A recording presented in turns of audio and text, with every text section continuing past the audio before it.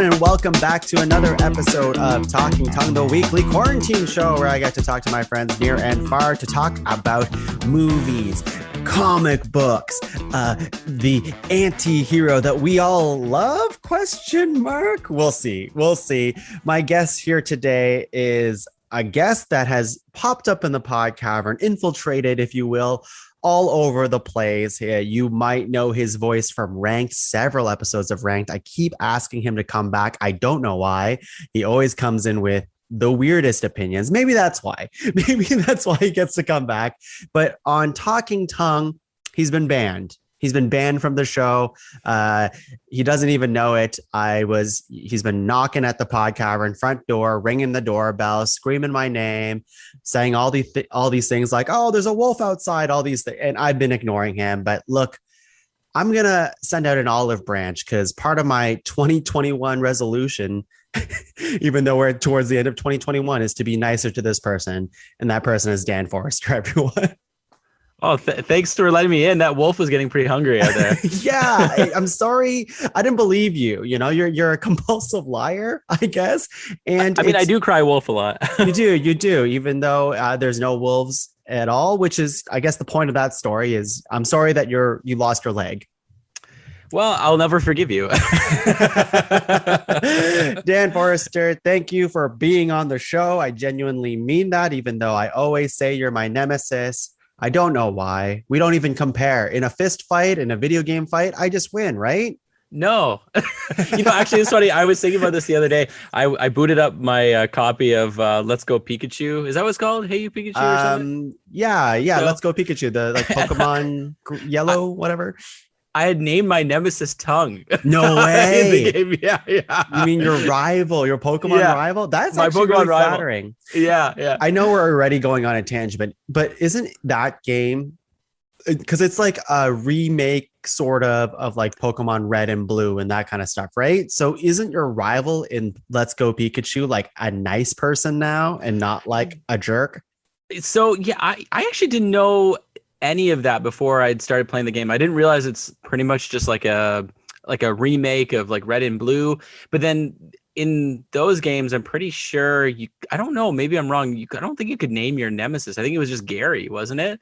So I saw remember. This. Yeah. I saw this guy and I was like, oh, it's Gary, but they allow me to name him. I was like, oh, it's gonna be Tongue then. But yeah, he's like nice. He's like kind of helpful. I don't like that. Yeah, I wanted my nemesis or my rival to be a little bit, skanky. I don't know. Yeah, like me.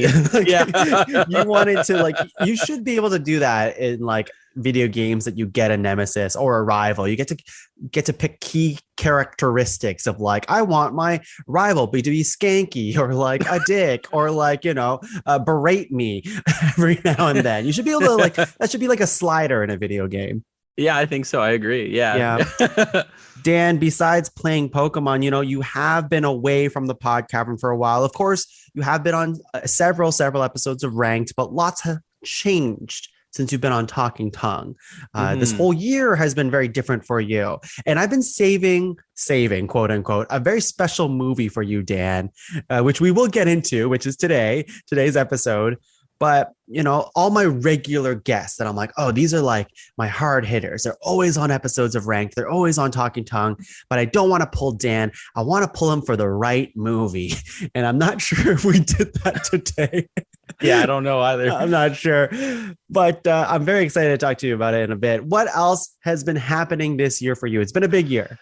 Yeah, it's a big year, like most people, just trying to play it safe, which means a lot more. It's meant a lot more like time at home.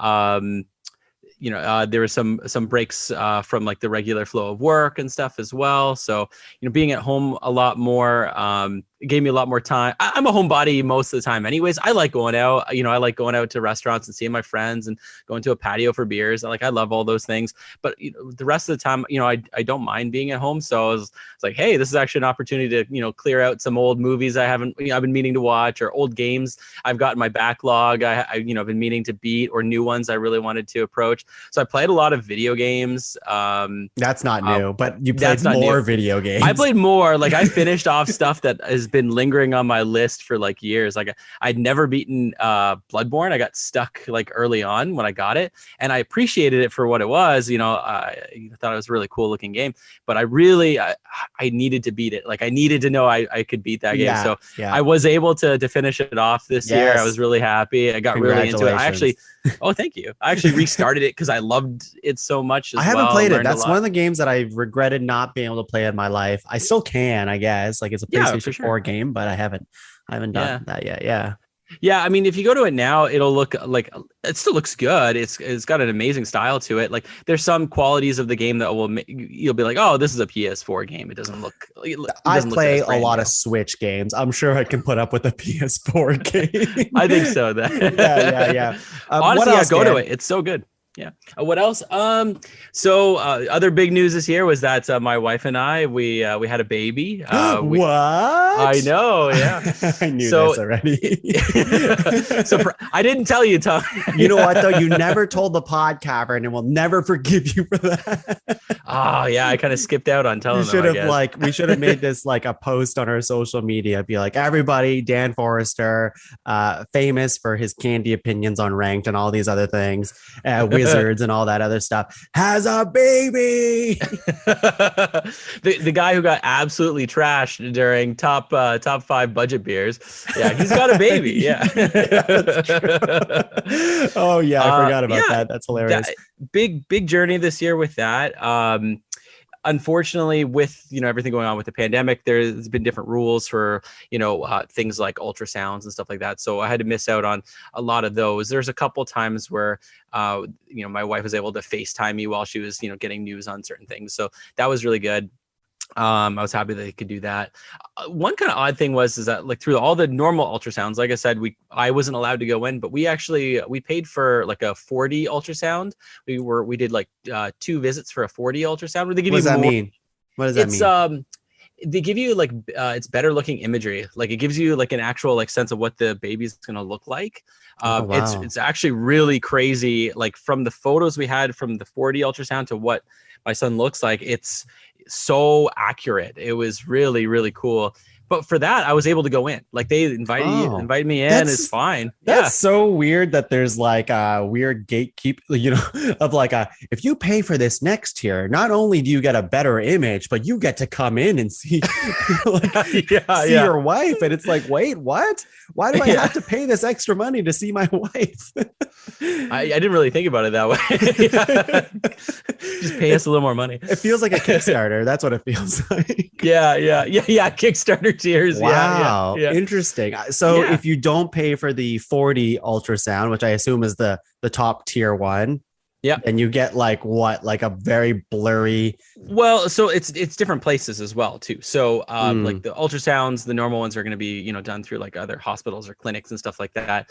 But the 4D ultrasound was through a place that specializes in that. It's actually kind of interesting. From the first set of photos we did to the second one, they I don't know if it's just like a marketing buzzword kind of thing, but they were like, yeah, our cameras have improved. They're now 5D, and I was like, what does that mean? What does that even mean? But they did look better. Like from the first set of photos to the second set, like the first set already looked good, but the second set was even like crazy better. I could be completely wrong, but I always thought that 4D was like the like smells and stuff like that. You can go see a 4D movie and they put smells in your face. Yeah. Now, 5D, I'm like, what? You get to feel the baby. You're in the womb with the baby. Yeah. It's like they a magic shrink you down bus. into like a little submarine or a magic school. Yeah. Miss Frizzle comes. She, without your permission, shrinks you down, and then you get to explore your wife's womb. Wow. Thank God it wasn't actually that. Yeah. I mean, now that you brought it up, I consider it. Yeah, go meet the baby. Well, mostly just swimming in someone's womb, I guess. I think we need to move away from this one. Yeah, we have to. Yeah. Dan, your story is interesting because I like talking to people. The why I morphed the show to talk to someone one-on-one and talk about the pandemic. Well, kind of talk about the pandemic, but mostly talk about how people are feeling throughout the year. It's very interesting. Everyone's gone through like so many different journeys. Some people have like discovered like baking within themselves, for example, or they picked up like an instrument, or they realized that television's not good for them, so they're doing more exercise. Yours is a story of, or challenge really, of pre-parenthood, and now you're living parenthood in the pandemic. And it must be very interesting navigating that still, I would assume. It was interesting because we couldn't see family as much as we want to. So, like when we did have these short little, meet and greets, they would be surprised by how much, like my wife has, grown, like through the pregnancy.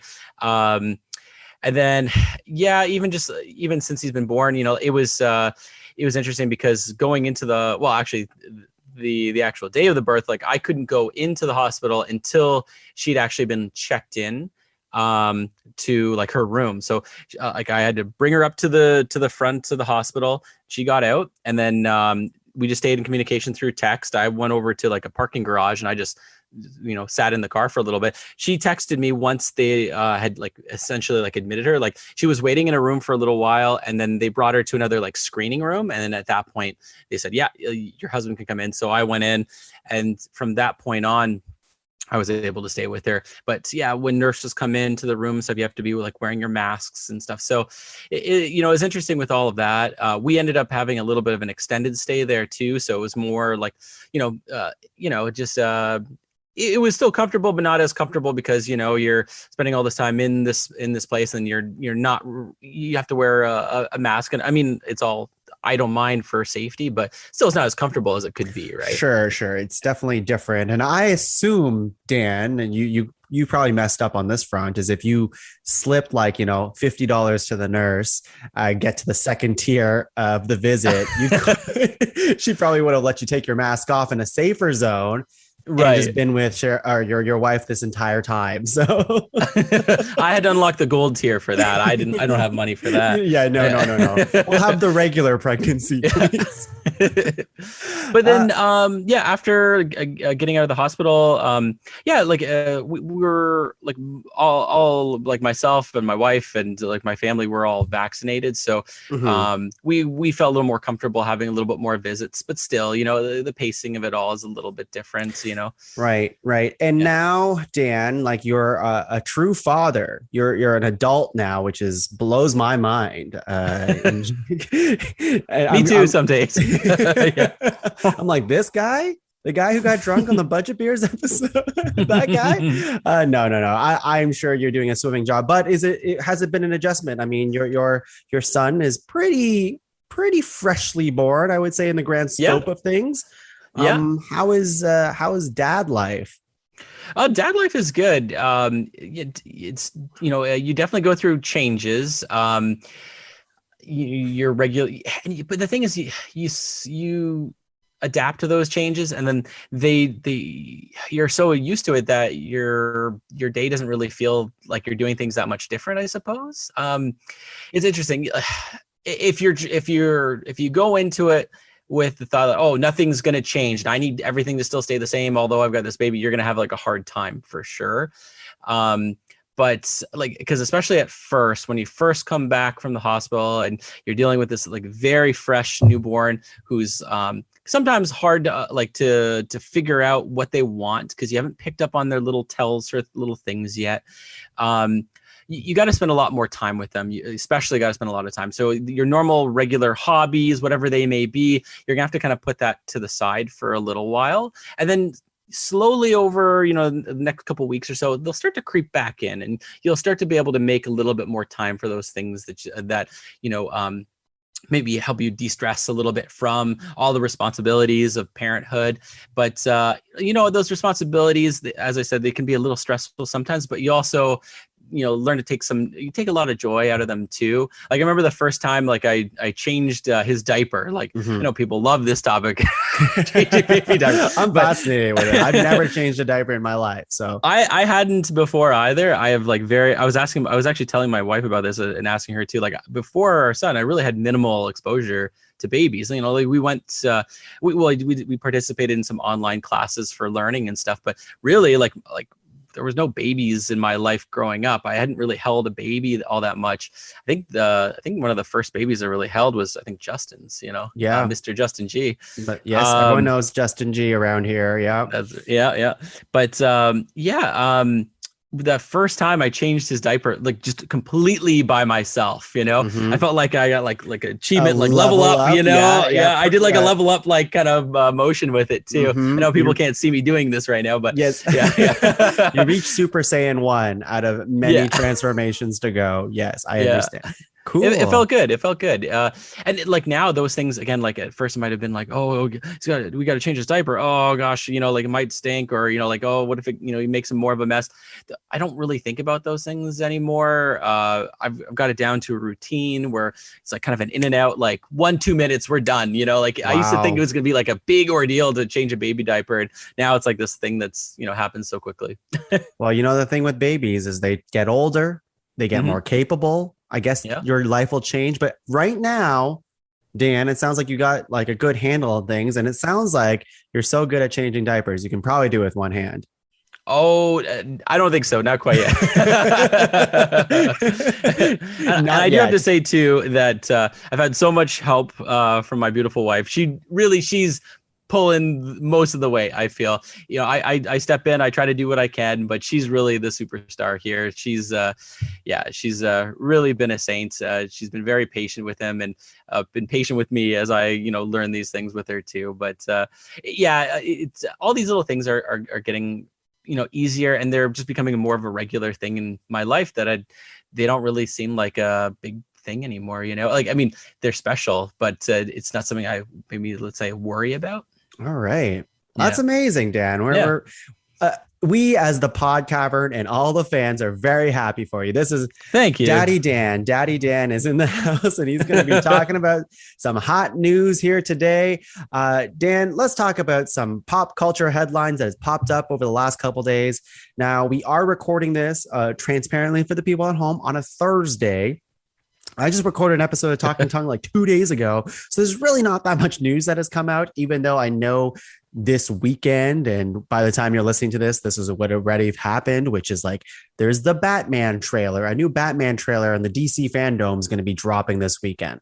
All these news stories, we're skipping them because they haven't happened for us yet. So Dan, you know what you get instead? You get this story that Epic Games is reportedly considering making a Fortnite movie. Oh, wow. Okay. Interesting. And I know nothing about Fortnite, but I know you play. I do want a actually. movie? Well, I don't know. It wouldn't be for me anyways, like that movie. I like playing Fortnite. I was playing it actually today. I in general like battle royale games. So, I play some Fortnite, and with my kind of closer group of friends, we'll almost every Friday night we'll get on to play Warzone. But I don't know, Fortnite. Sure, why not? I mean, like they made an emoji movie, so why can't they make a Fortnite movie? The emoji movie's so bad. I haven't even seen it. I just have heard how bad it is. Oh, well, Justin G and I had to watch it for Cinema Saves the World, and we watched terrible movies. And we watched a lot of like terrible movies, and we thought the emoji movie would be a fun, terrible movie, but it's just a bad movie. So bad. I'm surprised they're making, and when I say they, I mean Hollywood, are making or considering making a Fortnite movie before they're making like a Funko Pop movie, Right. You know what? Well, the thing with Fortnite is that, they do it by seasons. I'm sure you're aware of that. They have like seasons to the game. There's still that core mechanic of the, battle royale. Like we've got 99 people, maybe they're solos, maybe it's in teams. But they have different kind of themes each season. And with those themes, with those seasons, there's different stories. So like when a new season starts, they always have like videos to kind of tell you what's going on. So I think in terms of like what would relate easier to a movie, maybe something like Fortnite would actually relate a little bit easier to a movie because they've already got those cinematics kind of going on. They are trying to tell a big story, whereas Funko Pop figures, they've got all these characters, but there isn't really like a story going on with that. They could make one up. There was no story for Angry Birds, and they made an Angry Birds movie. Okay. Yeah, maybe. They made 2 Angry Birds movies, for God's sake. I guess if they did a Fortnite movie, I'd be interested to see if they could actually like pull some of the same rights that they've had, like to use like certain characters, because they've had a long-term deal, I guess, with Marvel. They've had so many Marvel characters in Fortnite, and then like Street Fighter and Batman and all kinds of different stuff. I wonder if they could actually secure all that to put those characters into the movie. Maybe a little bit. But kind of like a Ready Player One thing. Yeah, but do we want that? I mean, I think we as a society might have reached the point where everything being in everything might not be the best thing anymore. Like, it was really cool, say, in the Lego movie, when you see like, oh my God, look at all these Lego characters from like DC, and like, wow, Superman's here, and like all this other stuff. And that's really cool. And then I feel like the multiverse in things is just like Marvel, especially, and like now DC, everybody's doing some sort of crossover with something else.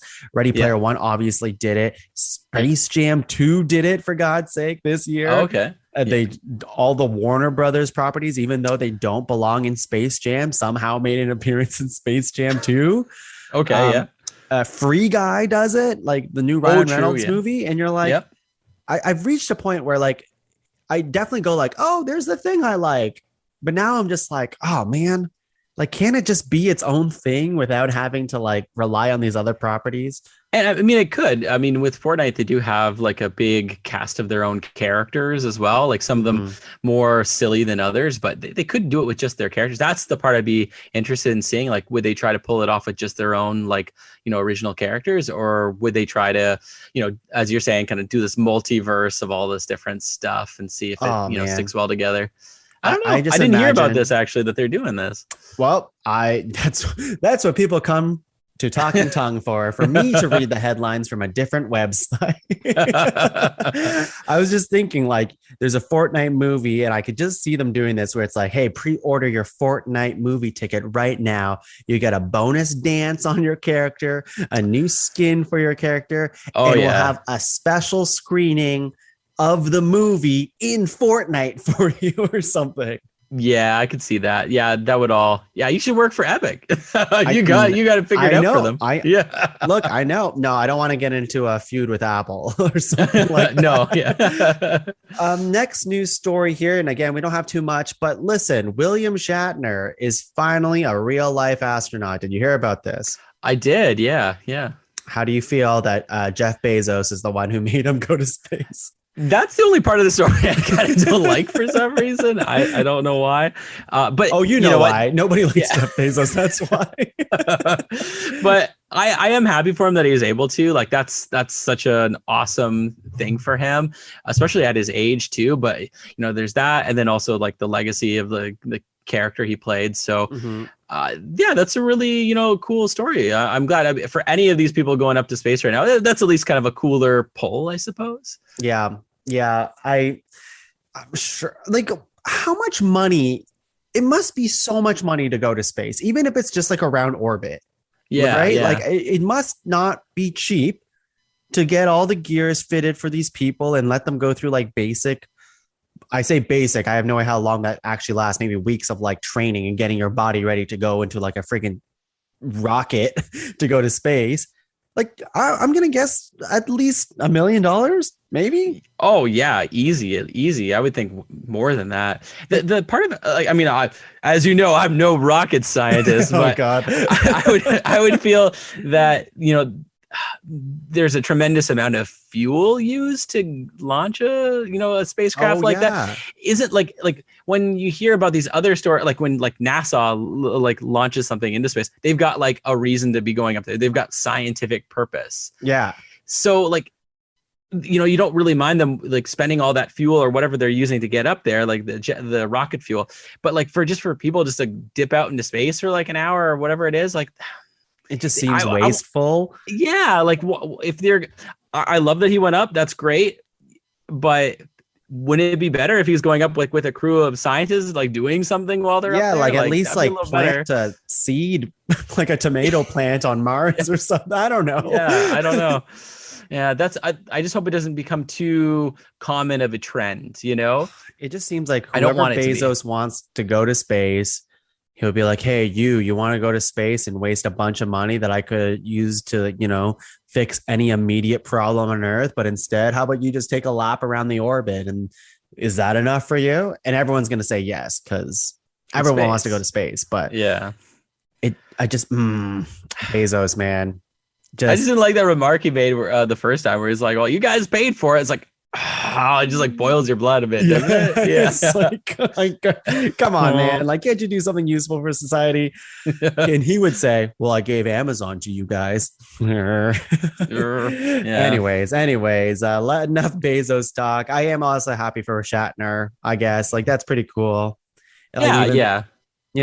He's not qualified. That's the thing, is like, he gets to go to space purely because he was on a very famous television show that had him in fake space. That's the only qualification he got, which is like, exactly, nobody else gets that. You're just famous for being in a space TV show. Okay. Next thing that I have for you here is, there's a lot of talk about the Spider-Man No Way Home stuff. Popped up today. Nothing, no spoilers, anything like that. Mostly that it's like, No Way Home is treated as the end of the franchise, Tom Holland says, or like No Way Home is talking about like Doc Ock's like arms and how they're all CGI, which of course they are, but in the original Spider-Man 2, they were like puppets that were on his arms and stuff like that. I guess like the story, or like the interesting thing is like, are you excited for No Way Home? Oh yeah, of course, like, I am. Yeah. Like, there's a lot of build up to this movie. Yeah. I'm excited too. I think they're showing me too much now. I just don't show me anything. I'm ready for this movie. Yeah. I'm torn because I do want a little bit more of a tease of other things that. But you're watching it. You're gonna watch it. Yeah, I know. I love a good trailer, though. I'm a trailer junkie for sure. Hugely excited for this movie. Lifelong Spider-Man fan.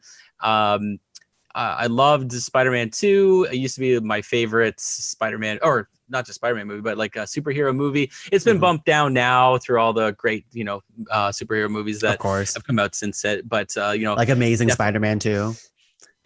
Actually, save that. I want to talk about that later. Oh God. Okay, save it. We'll save it.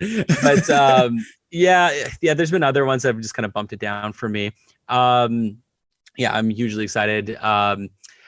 There's been so many rumors out there about potential characters in this movie. I want to see if it's going to be true. Yeah, I think that's what I'm kind of hoping for with one of the, like maybe one more, teaser trailer, trailer, I guess. I'm just scared because like I just don't need it. I'm a sucker just looking at the internet for stuff, so I always get spoiled. I'm excited for it, and it's just really interesting. There's literally a Spider-Man No Way Home article, like basically every single day, about the most mundane things, like the article listings that I told you today of like, it's the end of a trilogy. Of course it's the end of a trilogy. Like, like that. Why is this news?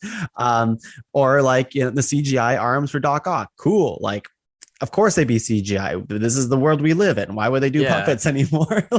It's just like, there's way more buzz for this movie because everyone loves Spider-Man over a movie that's about to happen in a few weeks, which is Eternals. No news about Eternals, Yeah.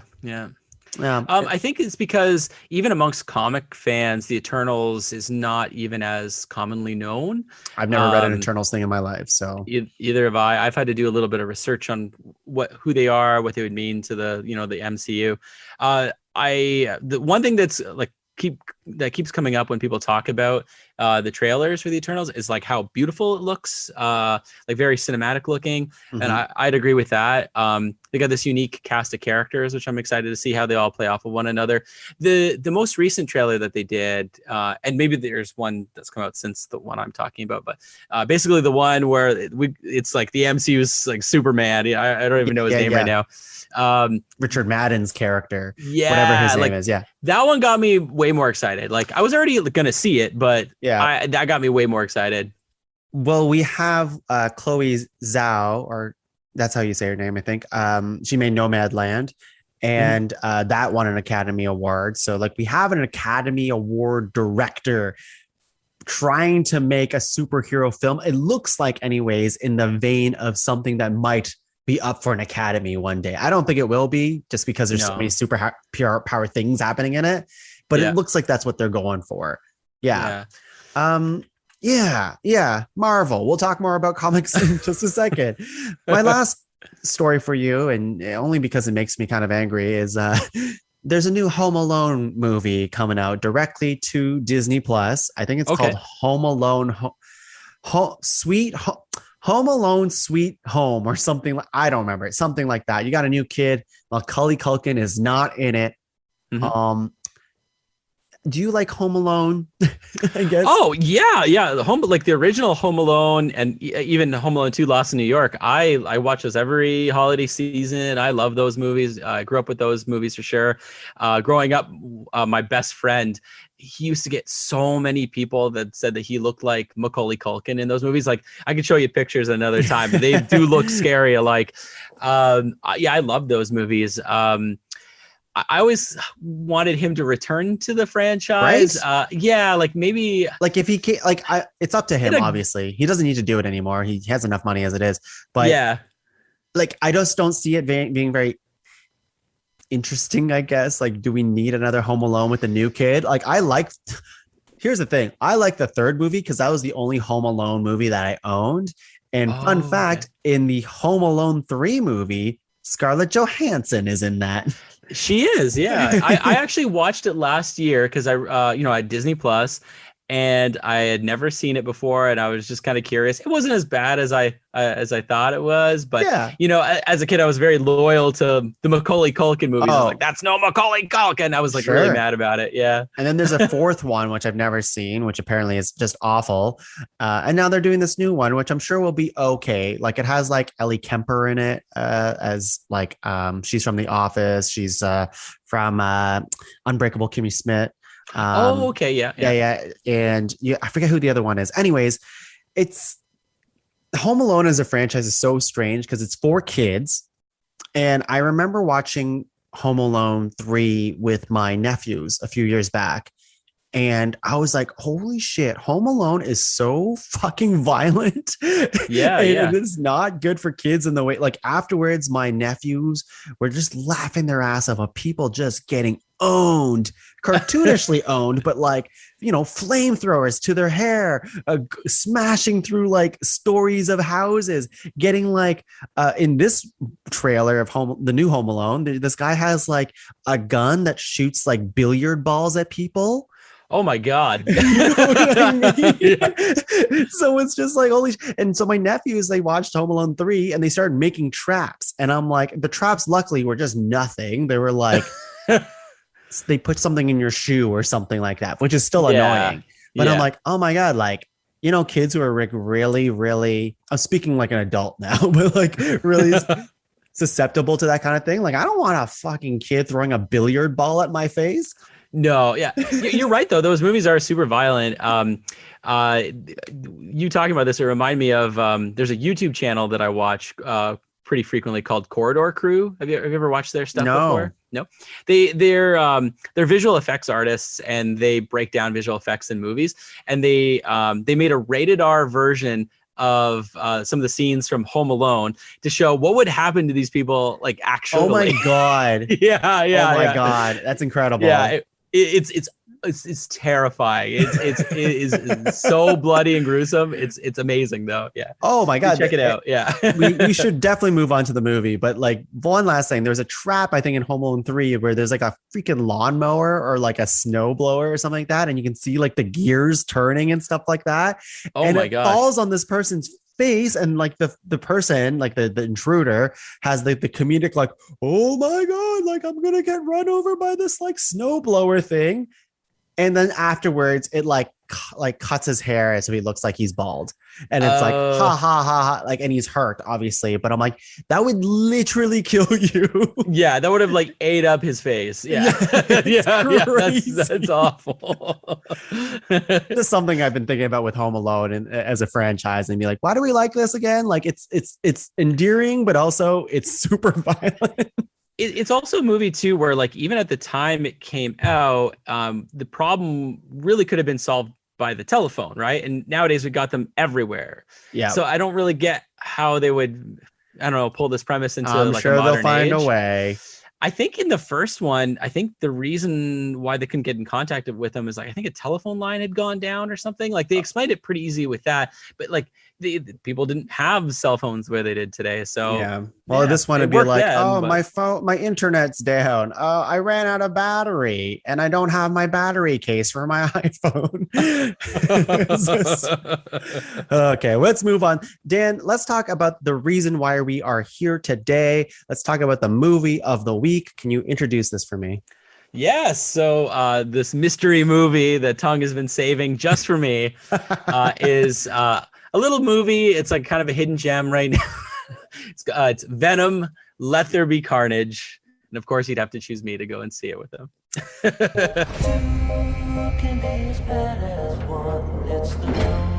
Because you and I are the same. Every decision we ever make. Who do we leave behind? And how do we leave them? Waiting in the darkness for the rescuer who never comes. Wow. Let's just say that Dan hasn't seen a movie since the pandemic has started. Let's start there.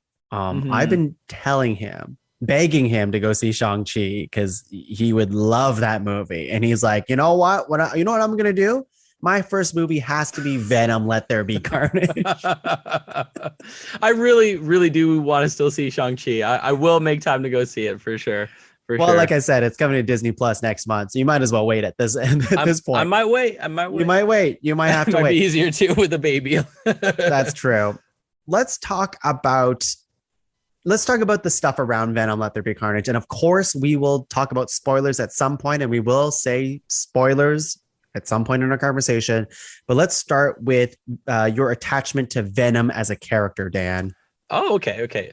So I love the character of Venom. I think pretty much any kid who grew up in the 90s, who was into superheroes at some point, like was interested in the character of Venom. I loved Venom so much. I was really introduced to him through the cartoon show, the 1994 cartoon show of Spider-Man. I just loved like the 3-episode lead up, to Venom with Spider-Man getting the black, symbiote costume. I loved how you saw him change as he wore the suit longer, and this build up with Eddie Brock and Venom.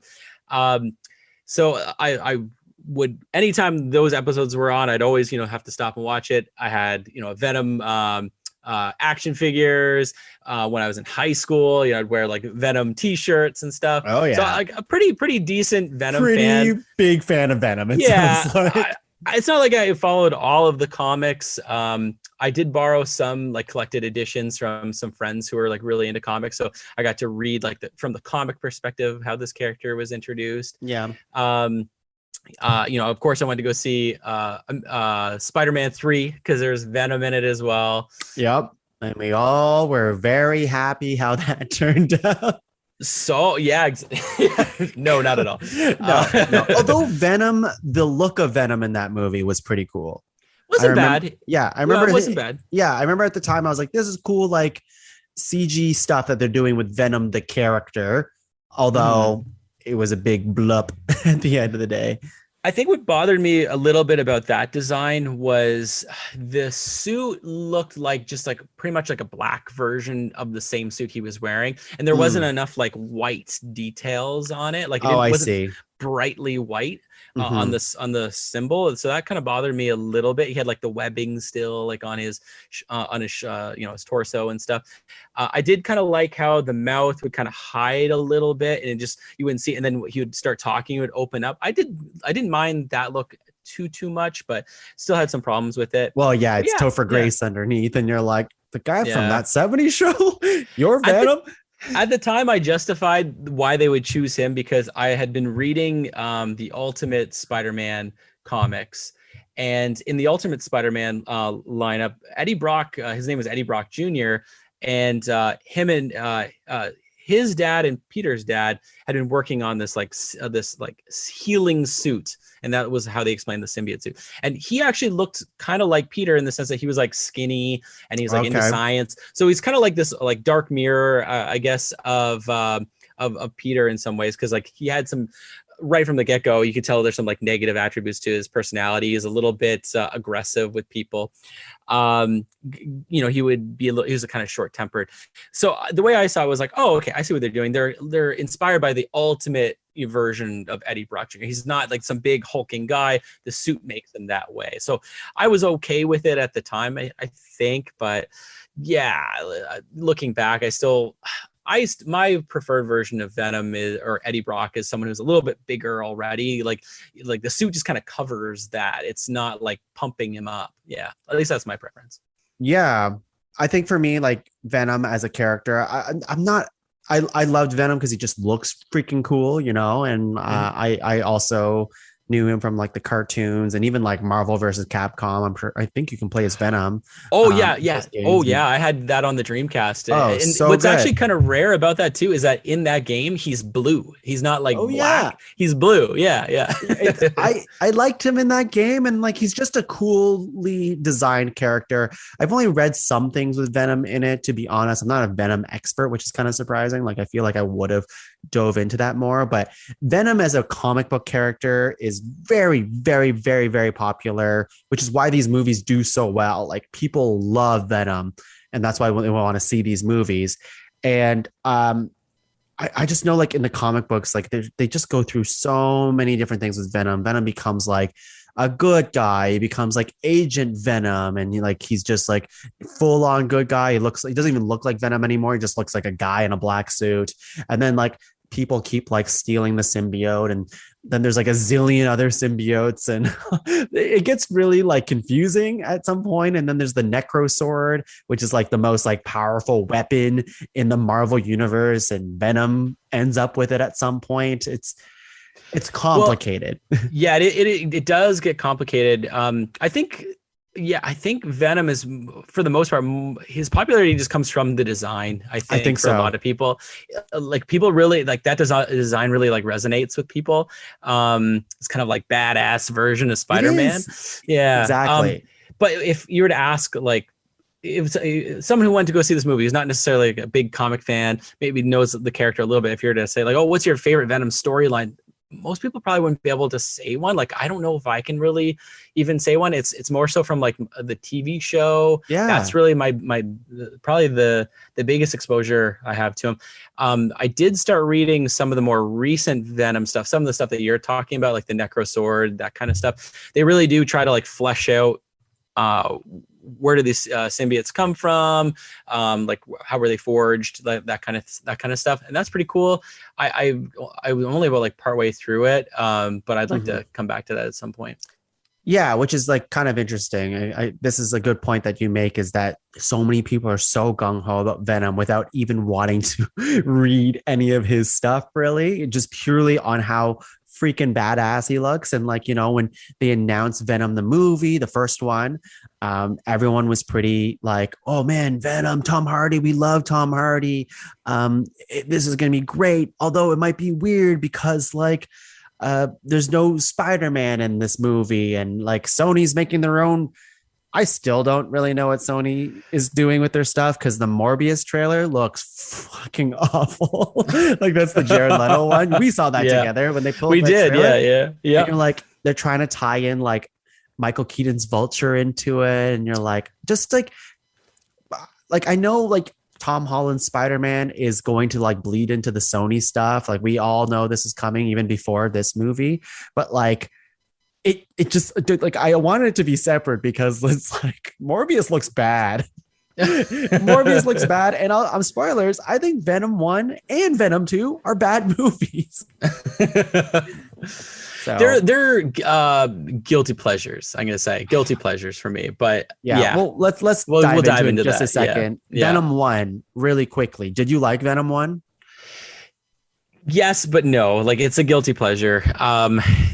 I found, like, do you want me to just kind of rip through a couple things I didn't like, or in Venom 1? Go for it. Just tell me your highlights of Venom 1, good or bad. The highlights is I thought that they had this really good design for the character. Like the character looked really good. Like him in the suit, I think he like for most shots, especially more the close-ups, they really got the look of him down really well. I felt like he's missing the spider, but that's also, it makes sense because the spider comes from Peter Parker wearing the suit, not from just Eddie Brock wearing the suit.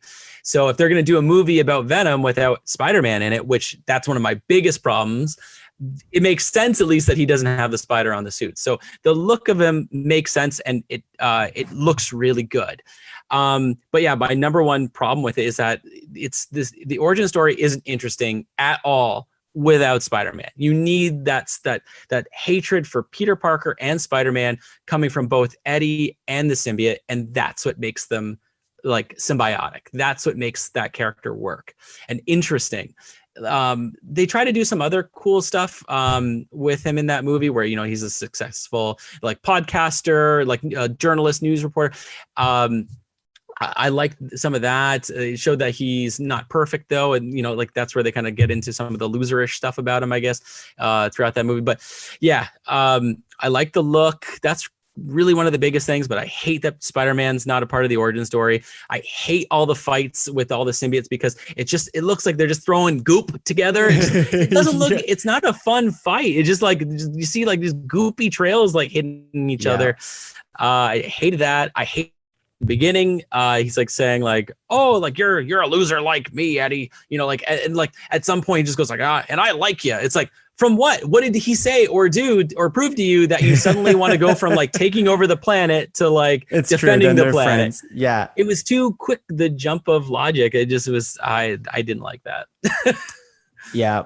Okay. So it sounds like you have gripes with Venom 1, which I also do. And you kind of just said all of it anyways. And I also think like, I just think above all else, it felt like an old superhero movie, but that was only made like a few years ago. Like it felt like, I don't want to say Spider-Man 1 because I like Spider-Man 1, but it felt like it just so cheesy, I guess, but not in the right way. And like it's like an X-Men The Last Stand. Like it's one of those era of movies. Yeah. Yes. Or like X-Men Origins Wolverine type of thing. Like that type of like quality of movie. But people freaking loved it. People loved Venom 1, and it did well. It did really, really well. It sold like nuts. It has a decent like rating on, on Rotten Tomatoes. It did terrible, but like user score, like everybody loved it. So of course they make Venom Let There Be Carnage, which by the way destroyed the box office. Absolutely annihilated. Yeah. They made records and stuff like that. And the Rotten Tomatoes score even higher than the first movie. Oh, and I think like, I don't know too much, but from comments and stuff, it looks like people are not as hot on this movie as much because, spoiler for Venom 1, the teaser is that Cletus Cassidy, who ends up being Carnage, he's the teaser. It's Woody Harrelson with a red wig, and it looks very bizarre, and I could not get over it the entire movie of Let There Be Carnage. I'm sorry. But you're like, oh, they're going to do Carnage for the second movie, which, by the way, is a cool thing in theory, because Carnage is essentially like Red Venom, but he's way, way, way more violent and out there in the comics. And so people are excited to see Carnage finally on the big screen. For me, I'm like, shit, that just means another symbiote fight, like another Venom versus like another colored symbiote. What's next, honestly? And then, we're going to really dive into, we're not going to go through the entire plot of Venom, Let There Be Carnage, but we will talk about it a lot. But I guess the basic setup is that it's just a continuation of Venom 1. And it's kind of like we see Venom and Tom Hardy's relationship more. We see how they're more like comfortable with each other, but they get into like, a roommate type of fighting with one another. And then you learn something of that Cletus Cassidy, Carnage, hates Eddie Brock, hates him so much. He blames him for like, being sentenced to death and that kind of stuff. And that's really the main overall plot. Did I miss anything? No, I think you pretty much got it. Yeah. Michelle Williams comes back, and that's his like some stuff. Old flame. And by the way, before I know I'm going off on a tangent. I just have to bring this up now. Michelle Williams in the first movie, it's Tom Hardy's like love interest, and she becomes like she Venom at one point. Like she puts on the symbiote suit because she has to, and you see her as she Venom, and it's supposed to be like a big moment. And I'm just like, whatever, I guess, in the first movie. Second movie, I read an article that literally said, and she wrote, or I guess she quoted, that was just like, hey, listen, I signed on for Venom 2 because I heard what they were going to do with my character, and I could not wait to like implement it on the big screen. And if I'm paraphrasing, obviously, and if you watch Venom 2, her character is just as forgettable as the first movie. Would you agree with that? Like, yeah, I would say she has about the same amount of impact on the second movie. I think the big thing from that first movie where she wears the symbiote is that in the comics there's some famous storylines with her wearing the suit. And so it's kind of like, oh, I didn't expect to see her like wearing the suit in the movie. It was kind of cool. From that quote, it sounded like she was going to wear the suit for even longer this time around. I would say it was less time. Well, I think it was a little bit more. I think there's twice in the movie where she had to put on, but it's like short scenes. You're right. Like they're not long. She's not fighting anybody. She's not doing anything. She's just wearing it. Yeah. But she's just wearing it to like kind of pick somebody up, you know?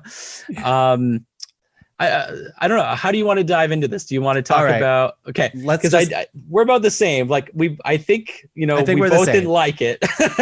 Yeah, let's rip the Band-Aid. If you are sensitive to spoilers for Venom, Let There Be Carnage, go watch it first, I guess. But I'm going to say right now, I haven't watched a movie in a very long time that made me just groan every like couple minutes, like visibly go like, oh my God, are you kidding me? Or be like, and Dan went to me at one point in the movie, like whispered in my ear, and he said, why are they showing me this? They waste so much time in this movie on nothing that moves the plot forward. Exactly. That was one of my biggest gripes, is like, for a movie that's only an hour and 37 minutes, like 90% of the time is wasted on things that don't go anywhere. Like, or at least it feels that way to me. It's like, did not move the plot forward. You're right. There's a lot of like small storylines of like Tom Hardy or Eddie Brock, who like Eddie Brock and Venom at one point get separated, and you're supposed to see how they both kind of can't survive without one another. And they kind of show you that, and it's all really like poorly written, I guess, and explained. And then at one point, we joked about this earlier, like Venom's wearing like glow sticks and like talking to like a club full of people who are dancing. And he's just like, I'm fine. I don't even need Eddie. And then at the end, he's just like, but I miss my friend. And then they just don't do anything with any of that later. And they just team up again later. Yeah. Oh, yeah. It was, yeah. Just, yeah, exactly. Just so many like dead ends for stuff, like useless. I think that's some of the stuff that I did. I kind of broke it down in my mind with this movie. What did I like? What didn't I like? And what did I hate? All right. Let's start with what you liked. What did you like about this movie?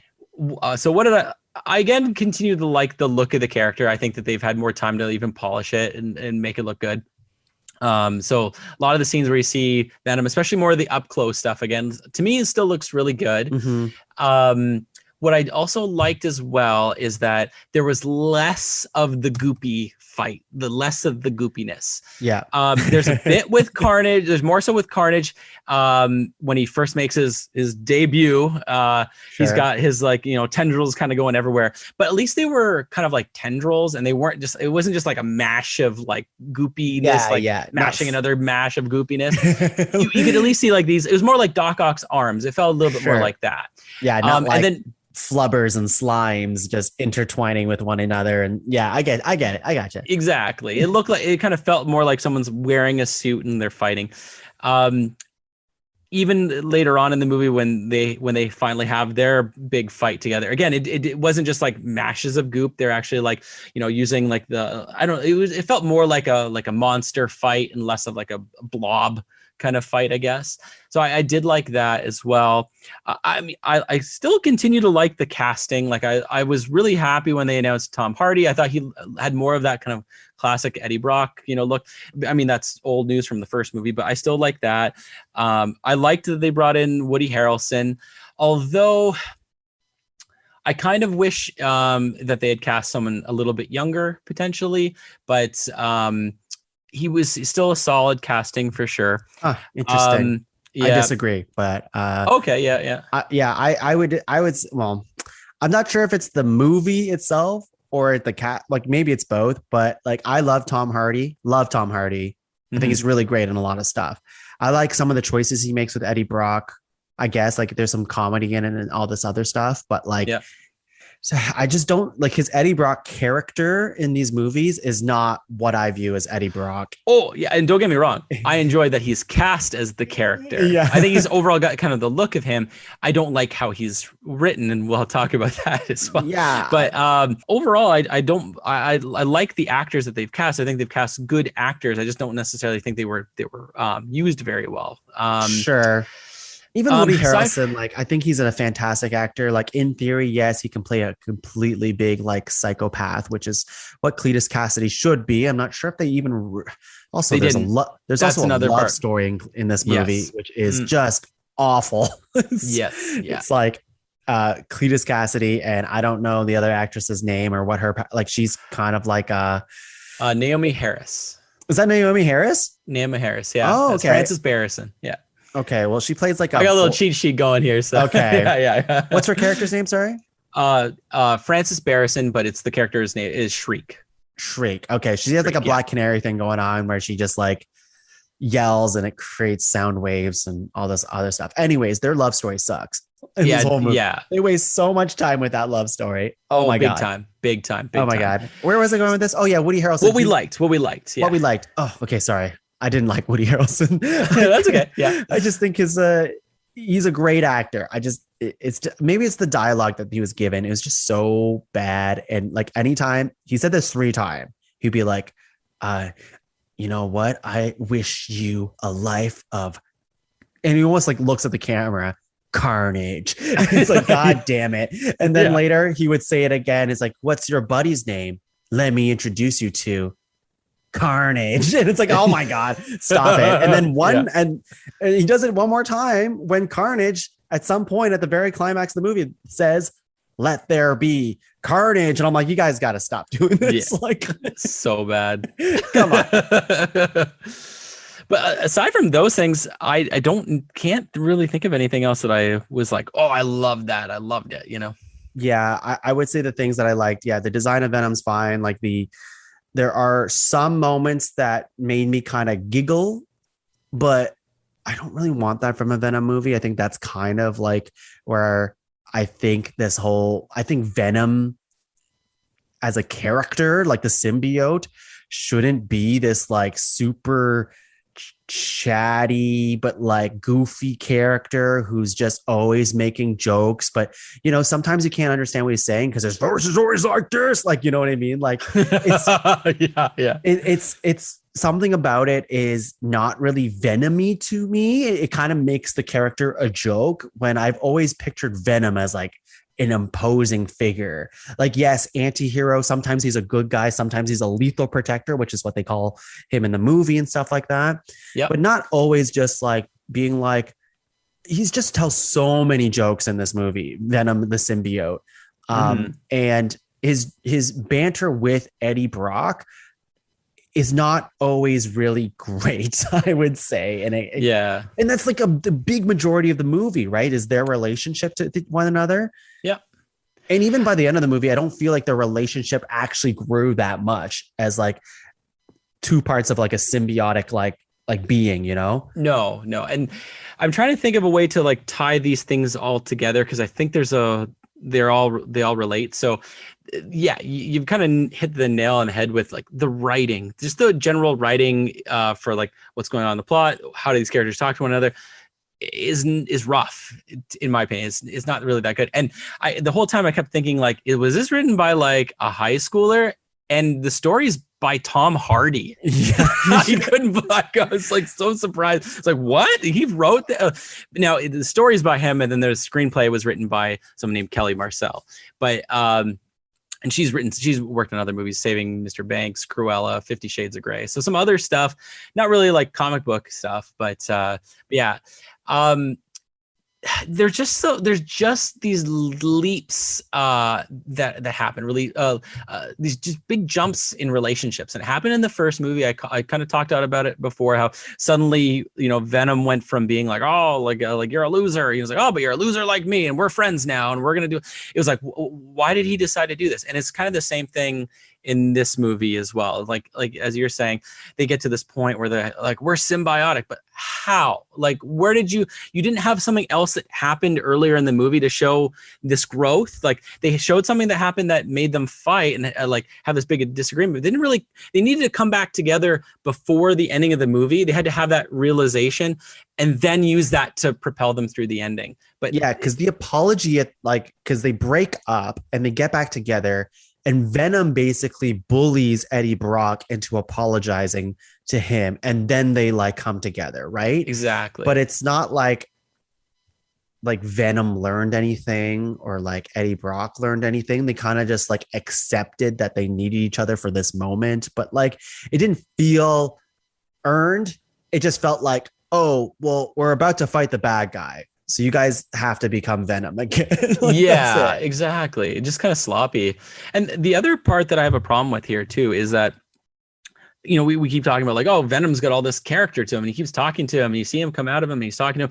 Now, what I at least like that they did is that they showed that people can't hear him talking to him. They would maybe see him talking to him, either when he's out or not out, but they can't hear him. He doesn't have a voice, so it does prove it's in his head. But I just don't like the idea of them like bantering back and forth like that. I'd prefer it just like more of like an understanding in his mind. So it must have been like they must have had to come to a conclusion at some point while writing this, where they went like, is it more interesting to the audience if they can hear exactly what he's saying and they're bickering like roommates, or is it like better for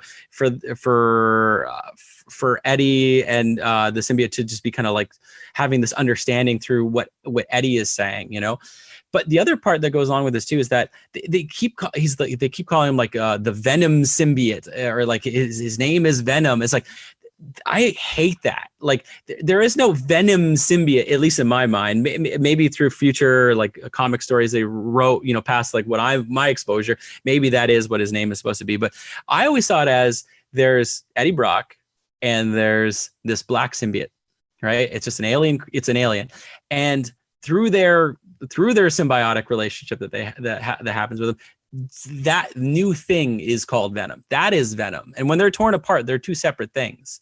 It's them coming together that creates Venom. So I kind of hate how they refer to him as Venom. Like, I hate that Venom is a character that represents the symbiote. I hate that so much. You want it to be, because sometimes they'll allude to like, we are Venom and things like that. But it turns out Venom's actual symbiote and stuff like that. Yeah. It is them, like, at least from the 90s cartoon, it was those two things coming together. They say that, it's because of their hatred for Spider-Man that they become Venom. Like, that's how they justify the name.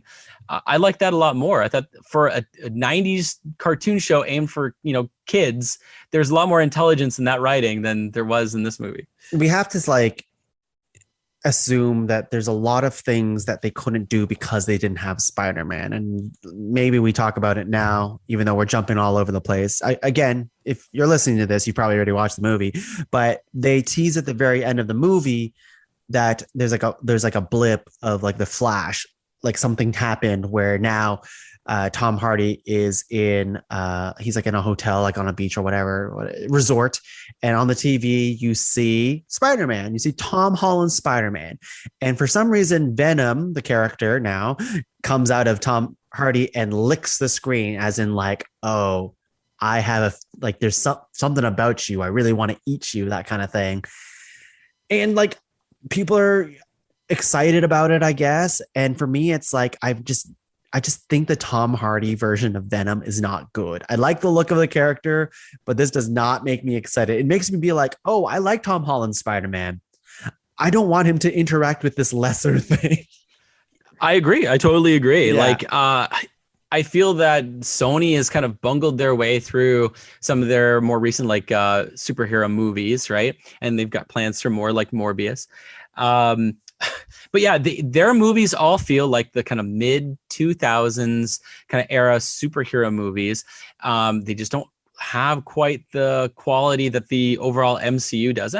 MCU's got a few weak entries as well, but in general, they've got a high amount of quality to them in both their style and their writing and their special effects. And I just feel like Sony, what they're doing right now, doesn't quite match that. So I don't want this version of Venom interacting with Spider-Man.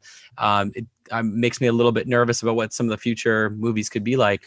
I'm really hoping that they can do something almost kind of like what they did with Loki. Like they've introduced this character, but maybe there's variants of said character that would better mesh along with everything. For me, like if they're bringing Tom Hardy to meet Tom Holland, they're going to keep that version of Eddie Brock, which is like, why? It's just like, why would this Eddie Brock have any hatred towards this high school kid, right? Like it doesn't make any sense because Eddie Brock is quite older in his universe. Like he's not in high school. He had his job. He's like all these other things. And he's not even a bad person. Like really, he's not not really spiteful or vengeful or anything like that. He's a little bit lazy, but yeah. And even Venom as a character is a nice guy now, like in all intents and purposes. Like, yeah, he always threatens to eat chickens and whatever the hell, like, but he's not like terrorizing or doing anything. He's not a bully, which, you know, I think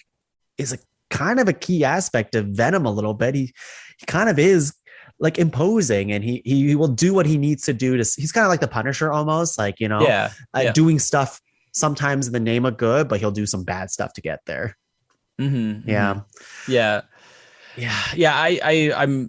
I was generally confused by that scene, to be honest with you, because it shows them he's in like kind of like a not so great looking like hotel motel room, like in some sort of tropical place.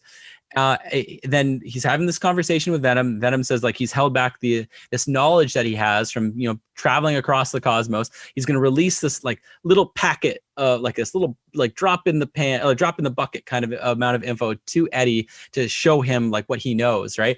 And then at that exact moment he's going to do that. That's when that blip happens. So it's like, is it something related to what Venom was releasing to him, or is it because of something else going on? But now suddenly he's in like a hotel room. It looks like the same place, but a nicer hotel room. Yeah. So it's like, did he get blipped into another like multiverse kind of thing? I don't get it. Probably with the whole Doctor Strange, like that, we might see Venom in No Way Home now. That's what I'm thinking. Yeah. Like it might happen just for like as a cameo. Like I can't imagine they'll spend too much time there, but like it could happen. I guess if people want it, then here it is. Yeah. I just hope that maybe they can somehow fix what's been done. That's what I'm hoping. If they've introduced like things like multiversal stuff and variants, then maybe they could do something with a variant of Eddie Brock that's different than what we've had in the other movies. Maybe that was just to introduce some of the concepts to the general, you know, movie going, you know. I think it would make most sense to give Venom the symbiote over to like a different, not Eddie Brock, but the other guy, I forget his name.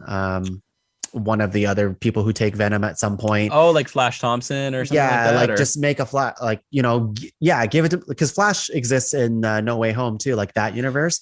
He does, Give the symbiote over to like one of those guys. Do something to make, because Venom's a good guy now, do something to him to make him like evil temporarily until he goes back to Eddie. Yeah. I think that's all you really can do. They could. I'm still kind of holding out that maybe they do a variant thing, but we'll see. In their mind, though, this movie rules because exactly. That's what's so worrying. Of money. So, those are some of the things that I was either confused with or just didn't like in the movie. One last one would be a quick one. Something that maybe they could have spent some more time on was like they had all these kind of scenes that we said that were like, why did they show me this? Like how does it move anything forward? I would have liked to just have seen Venom like out doing his thing, you know, like hunting down bad guys, so crime fighting or some sort of like journalistic investigation where maybe while he's doing that, things go wrong. He has to bring out Venom to like, you know, to get him out of the bad situation he's in, like something like that. Like, yeah. Because I did like they did this, but they didn't do anything with it, where Venom was going from host to host. Yeah. And he was taking over like a bunch of different like people. And I'm like, okay, this is interesting. Separated from Eddie, what chaos will ensue when Venom's out loose? And it amounts to nothing. It amounts to Venom partying. Yeah. And like, do these people know this thing exists now? Did he kill them by him being on them for too long? Well, I assume it's like because they're not compatible, so they get sick, and he gets sick because they're not compatible too, I guess. But like, come do something. Like they're like, you're Venom. You should do a thing. Exactly. It's mostly them like hanging out there at their apartment, arguing about chickens, and then having a big fight. And there's a very goofy scene where like, oh my God, there's a huge like convoluted story mechanism that they use where like they see like a picture or whatever it is, and then Venom gets Tom Hardy to write really, really fast on a bunch of paper. Yeah. Drawing and stuff. And it's supposed to be very goofy, and it is, but like, I don't think it's good goofy. And it keeps coming up over and over and over again, these drawings and these pictures. And I honestly forget what significance they had in the movie. Well, so what it was is that while they were talking to Cletus Cassidy in the jail, Eddie had seen all the different carvings that Cletus had done on his wall of his room, which apparently was of no significance to anyone else who's been like keeping him in that place. But Venom saw it and then was able to recreate the drawings really quickly. And that was basically the only amount of like journalistic investigation that went on in that movie. Was that they cracked the case on where he had stored all of his, his victims, which they never really established when he was on that like killing spree. Like it somehow happened, I guess, like after he left St. Estes, but before he's in prison now. Right. Okay. I like that completely flew over my head because I was like, I don't know what's happening. And then like Eddie Brock solves the big case, but it happens within 2 minutes. It's like, okay, that could have been the movie, is him like figuring out Cletus's past or something, like we talked earlier a little bit about like there's like this romance with that Cletus has in the movie that takes up a good chunk of the movie and was really kind of useless. I felt the real like relationship that they should have had in that movie is Eddie Brock and Cletus Cassidy. Yes, they could have started off the movie with some kind of like highlights from at the end of the first movie, like their first meeting. Eddie like questioning Cletus and having this big kind of like Silence of the Lambs kind of like a scene that could have been really intense and great. And then from that he gets some information to go on this investigation. They could have done more with that stuff. Like that's really the relationship I cared about was Cletus and Eddie. Cletus in the movie seems very like obsessed with Eddie, but you don't really know why. He keeps saying, "You're like me." Since when? Like we didn't see that happen to really like make those lines really feel anything. Yeah, they just don't like they're trying to position where they're like two sides of the same coin kind of thing, like a yin and yang, and they're definitely not. Like they're just you just don't see it. And yeah, that the amount of time they waste in this movie with that love story with his, like she should have like been off like way earlier. I guess like she's the interesting person because every time she screamed, then like it made all the symbiotes weaker. Like that's her significance to everything, but it's not enough to like make her like such an important character in this movie, right? Like you said, it should have been about Cletus and Eddie Brock. Like just make that relationship way more rivalrous, right? They could have made it on the level of like a Spider. If you don't have Spider-Man, make Venom Spider-Man in that situation and make Carnage what we think of as Venom. And there you go. That's all you got to do. Yeah. That's a really good point. Like I like that. That would have been a lot better. Like absolutely. If they wanted to add in some of the, like I think they wanted to add Shriek because Shriek was in the Maximum Carnage storyline. Okay. There's a bunch of other characters that are too, but they're much harder to explain. I think it was easier for them to write in Shriek as like a love interest character. She could have just been like someone else who's being held in that facility, and when he breaks out, like she breaks out too, and she like the thing that's confusing about her is that she's shown as like a kind of an angelic character to him. Like she's like his only light in his life kind of thing. So she seems like she's like this real nice person, but then like later on she's like this nasty woman, and it's like it doesn't really make sense from someone who seems so nice to turning so nasty. I guess it would have just worked if she was just a criminal right from the start, you know? Yeah, like I think they're trying to layer like Carnage a little bit by giving him a love interest, but it's like it's Carnage, it's Cletus Cassidy, like he's just like there is value in bringing like layers to characters 100%, nothing's black and white, but like this character in the comics is really just like a stone cold killer. He's a serial killer. He's messed up. He's Carnage, and that's why he gets the symbiote Carnage, right? Because that's all, it's just destruction all the time. Doesn't need the love story. Doesn't need it. No. Yeah, like Carnage, he's like psychotic. He's that's it. Yeah, that's what I mean. Like he's just like, that's all this character is, and that's all he needs to be in a way. To your point, like I can see then maybe they don't know what they can do more with that. Maybe it seems too boring or something. So that maybe that's why they wanted to add in more layers.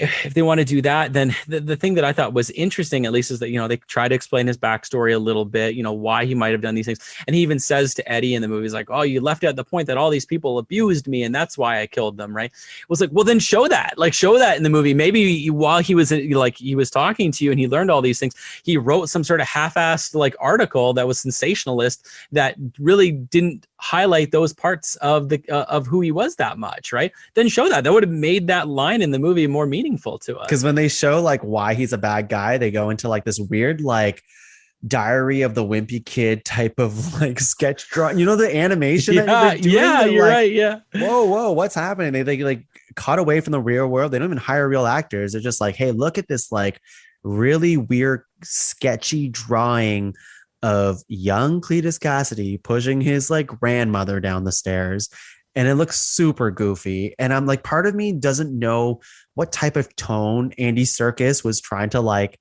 hit with this movie, because it's clear that this movie is supposed to be more fun and not take itself so seriously. But in other aspects of this movie, it takes itself way too seriously. So it's so hard to find, like, I think I understand like what they were trying to do, like trying to make it like just way more fun, quote unquote. But to me, it's just tonally off. Like I just doesn't feel like it's all the way fun or all the way, you know, serious. It's just like a weird meld of both, and it's just not working. And by the way, Andy Serkis doing this, like that still blows my mind, because like people are like, don't worry, Andy Serkis, we all love him. Gollum, who doesn't? Planet of the Apes. But I don't think this is a well-directed movie either, to be honest. Yeah, it's hard for me to really make a decision on that, because I was thinking, like, when I first came out of the movie, I was thinking, like, you know, like I said, what high schooler, which high schooler wrote this movie? And then because I didn't want to blame Andy Serkis. I was like, oh, maybe he was just working as best he could with the script. But then I find out that like Tom Hardy is a story by Tom Hardy. I'm like, you know, these are both people that I had a lot of faith in. You know, Yep. I mean, I still believe Tom Hardy's a really great actor, and I think you could be a great actor. It doesn't mean you're a great writer or a great director. True.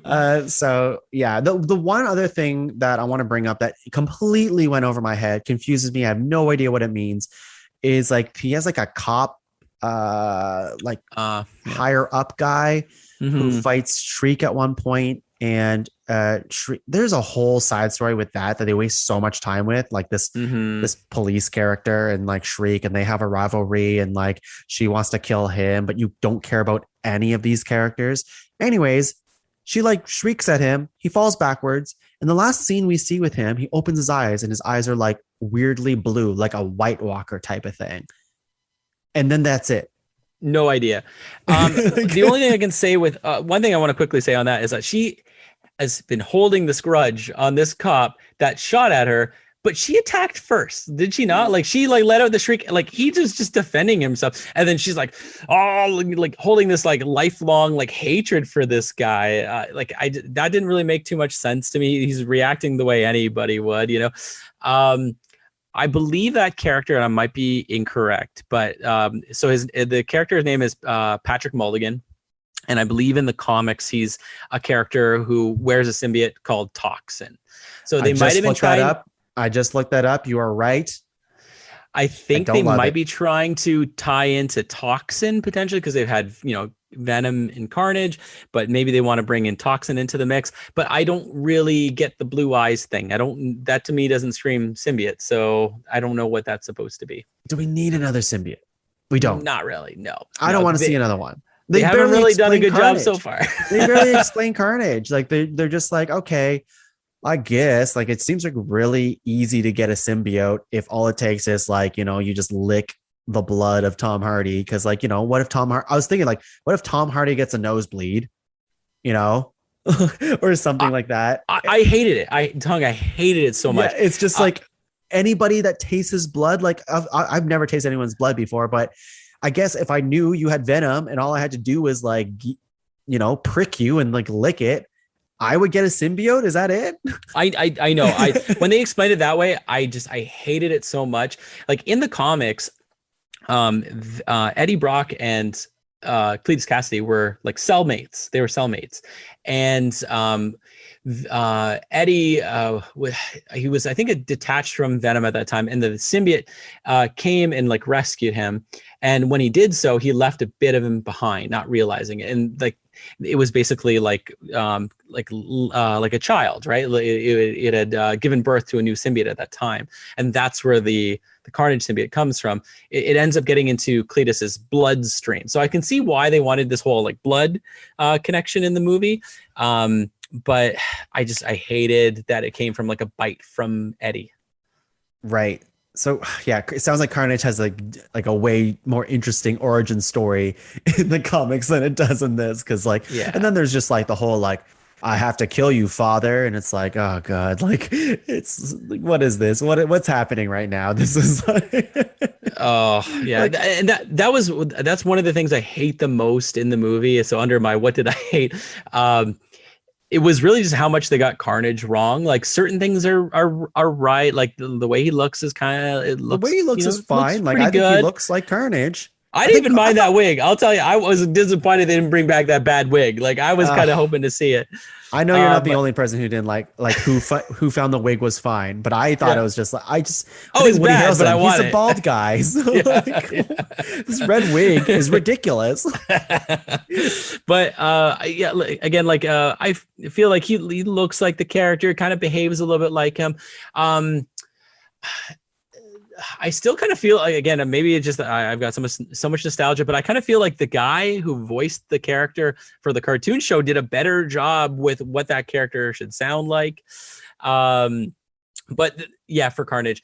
But the thing that I hate the most, this is the thing I hate the most, is that out of the whole movie is that, and this is major spoilers, so if you really don't want anything spoiled, it's probably best to just like, I think we already spoiled everything. So. Well, this is a big one though. But what ultimately leads to Carnage's downfall in the movie is that Cletus Cassidy and the symbiote are not symbiotic, which could not be further from the truth, at least based off of what I've been exposed to. So from at least the cartoon show, they talk about how Cletus Cassidy and the symbiote, the Carnage, that they're so symbiotic, they don't even refer to themselves as we, they refer to themselves as I. Like that's how strongly those two things go together, is that they forget about their two parts and they're just this one thing, and it's not a we, it's an I.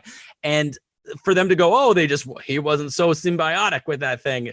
I fucking hated that so much. I was so mad. Because at the end, it's just like, hey, look, our teamwork is better than their teamwork. That's what made us win this fight. And it's like, come on. And at the beginning, when they're showing like Carnage with Cletus Cassidy or Woody Harrelson, and they're walking out of the prison and stuff, you're like, oh, like there is like a lot of like, it feels like they are one being, like, him stealing the car, him doing all these other like small movements. It's like, yeah, I guess I can see the difference here. But yeah, like this whole like idea that they were not compatible, I agree. Like it stuck out to me too, because I don't know too much about Carnage, but I'm like, well, I'm pretty sure like this is what makes Carnage scary, is that he is like, that's his whole thing. He's crazy and he's like really good with his host. Yeah, exactly. Yeah, they just the only thing that consumes them is wanting to create more carnage, more death and destruction. Like it's kind of lame when you look back at it, but like in the comics, for sure. he would after like there'd be like a crime scene, he'd write things in blood like it says "Carnage rules." Like it's pretty lame now. Yeah. But yeah, that's all that they really cared about. There wasn't like this like love story. It's like, hey, I'll give you your carnage after we get married, like to our long lost love. It's like, it's so annoying. It's so annoying. Wish that this movie, it would have been maybe better if we got to see more carnage truly, instead of Woody Harrelson repeatedly saying the word carnage. Like there's a lot of like, oh yeah, there's like such a cheesy thing when he's like, hey, look at my new buddy, his name's Carnage, and he has his like love partner, and the tendrils like smash the glass together so that they kiss in the middle. Like that's so lame. I know. Lots of cheesy moments like that were just like, this, I don't know what this movie is. Like, are they trying to be bad right now?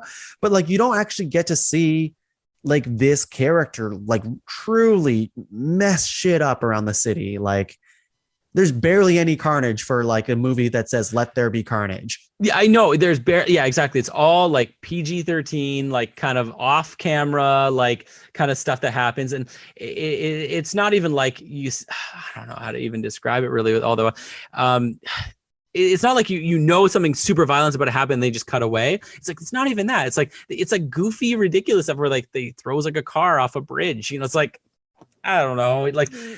Yeah, you just expect blood and gore when you think of Let There Be Carnage. And if they can't show us that, then like do something. Like there has to be like bodies kind of thing with carnage. You know, like, there's got to be anyways, final thoughts about Carnage. I know we've been talking for a little while, Dan. So let loose any final thoughts on Venom.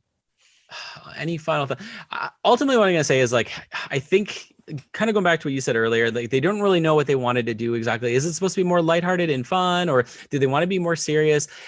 Ultimately, I just feel that with both Venom movies, it should have had a more mature tone. I know it's going to eat away from who can go to see the movies. They're not going to be able to have like, you know, Fortnite deals when they have like a rated R movie, but really, if we're making movies for the stories and not for the money, really, I feel it should have been more of a hard R, like anti-hero, both movies, kind of like a Punisher or, you know, something along those lines.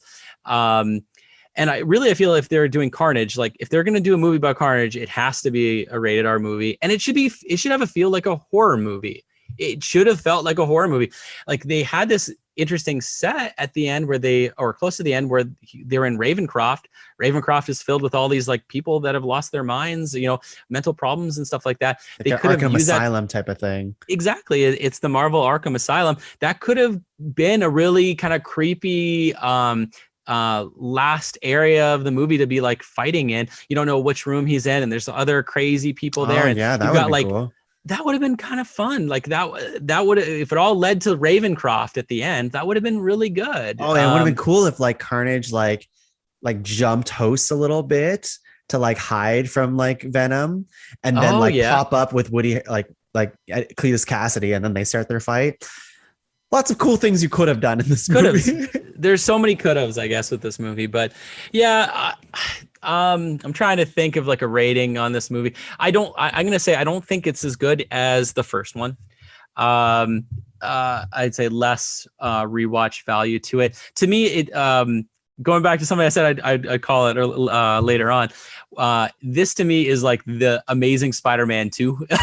These two movies for sure. I much rather watch that movie than this movie. I would too, but like I remember actually going to see Amazing Spider-Man 2, and I at the time enjoyed it, but I have not watched it all since then. I saw it at the theater. Yeah. I think this is going to be the same thing with this one. Is like I've rewatched the Venom movie, just like I'll skip ahead and see like some of the Venom stuff. I've maybe rewatched it in its entirety a couple of times, but it's like a guilty pleasure kind of come back to here and there. I don't know if I'd even want to with this one. There's so much wasted time in this movie.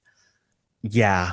Yeah. Yeah. I echo I knew we feel the same way.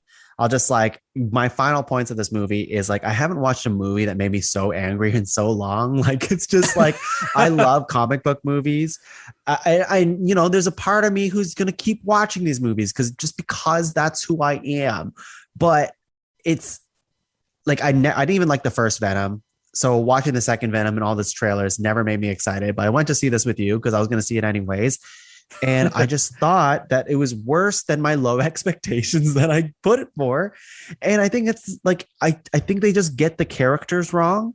I think Tom Hardy as Eddie Brock, like it's just not who I envision as Eddie Brock. I think Venom is really silly and he always talks like this. And it's just like, come on, like why is Venom such a goof and like such a doofus? Like like, you know, there's some things that are supposed to be charming, like him making breakfast for Eddie, like I guess, like whatever. But like none of it feels, the relationships don't feel earned. The moments in the movie don't feel earned. There's no like true drama and tension that you feel like it was earned either. Like it all came out of nowhere. A lot of these pieces that are like, okay, it's the middle of the movie. Now we need them to separate and let's get Michelle Williams because we did pay her to be in this movie. So let's do that. It's just a lot of that. And the dialogue is so bad.